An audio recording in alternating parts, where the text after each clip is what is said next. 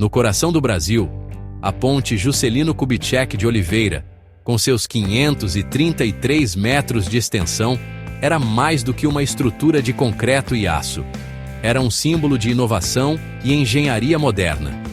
Inaugurada em 1960, a ponte representava progresso, conectando comunidades e impulsionando a economia local. Ela era um marco de desenvolvimento. No entanto, em um fatídico dia de 2024, a estrutura que simbolizava a união se tornou palco de uma tragédia que dividiu o país.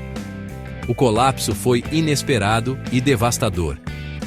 O gigante de concreto, outrora símbolo de força e prosperidade, sucumbiu, levando consigo dezenas de vidas e deixando uma profunda cicatriz na memória coletiva. A dor foi sentida por todos. A ponte, que outrora se erguia majestosa sobre o rio Tocantins, agora jazia em ruínas, um emaranhado de concreto partido e metal retorcido. A visão era desoladora. A tragédia da ponte Juscelino Kubitschek de Oliveira não era apenas uma perda material, era a perda de vidas, sonhos e da sensação de segurança que a estrutura representava. A comunidade nunca mais seria a mesma. Em meio ao caos e à destruição, histórias de dor, perda e resiliência emergiram dos escombros. Charles, um caminhoneiro experiente, jamais imaginou que sua viagem de rotina se transformaria em uma luta pela sobrevivência. Ele relembra os momentos aterrorizantes antes do colapso, a sensação de que o chão se abria sob seus pés. Charles sobreviveu, mas carrega consigo as marcas físicas e emocionais da tragédia, um lembrete constante da fragilidade da vida. Enquanto Charles carregava a marca da sobrevivência, outras famílias enfrentavam a angústia da espera por notícias de seus entes queridos. Dias depois, a confirmação que Elson tanto temia chegou, cruel e implacável. Os corpos de Ailson e Elisângela foram recuperados, unidos na morte pela tragédia que os separou da família. As equipes de resgate enfrentavam uma batalha árdua contra o tempo, lutando incessantemente para salvar vidas. E a fúria da correnteza, que tornava cada movimento uma tarefa hercúlea. A ponte, outrora um símbolo de força, agora era uma armadilha mortal, um emaranhado de destroços instáveis que ameaçavam desabar a qualquer momento, dificultando ainda mais o trabalho das equipes. A presença de materiais perigosos, como ácido sulfúrico e pesticidas, liberados no rio após a queda de caminhões, aumentava o risco para as equipes de resgate, exigindo precauções adicionais. A Marinha do Brasil, com sua expertise em operações complexas de resgate, assumiu a liderança nas buscas, coordenando os esforços com precisão.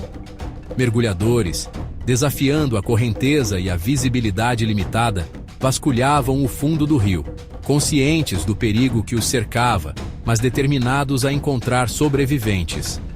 A cada hora que passava, a esperança de encontrar sobreviventes diminuía, mas as equipes de resgate se recusavam a desistir, movidas pela determinação de levar conforto e respostas às famílias que aguardavam ansiosamente. Em meio à tragédia, histórias de heroísmo e solidariedade emergiram, como flores silvestres brotando em meio aos escombros. Lorena Rodrigues, de 25 anos, foi arrancada das águas furiosas por moradores locais, que não hesitaram em se arriscar para salvar uma vida. A imagem de Lorena lutando contra a correnteza ficou gravada na mente de muitos, um símbolo da força do espírito humano diante da adversidade. Infelizmente, apesar de todos os esforços, Lorena não resistiu aos ferimentos e faleceu no hospital, deixando um vazio na vida de familiares e amigos. A história de Andréia, uma caminhoneira de São Paulo, também comoveu o país. Seu corpo, preso nas ferragens retorcidas da cabine, foi encontrado 3 dias após o acidente, a quilômetros de distância do local da queda. O colapso da ponte não deixou apenas um rastro de destruição e morte. mas também uma marca profunda no meio ambiente. Toneladas de concreto e aço foram lançadas no rio Tocantins, alterando o curso natural da água e impactando a vida aquática. A liberação de produtos químicos perigosos, como ácido sulfúrico e pesticidas, provenientes dos caminhões que despencaram da ponte, causou grande preocupação entre ambientalistas e moradores da região. Barreiras flutuantes foram instaladas para conter a mancha de óleo e produtos químicos, enquanto equipes especializadas coletavam amostras da água para análise. A população ribeirinha, que dependia do rio para sua subsistência, foi orientada a não utilizar a água até que fosse atestada sua segurança.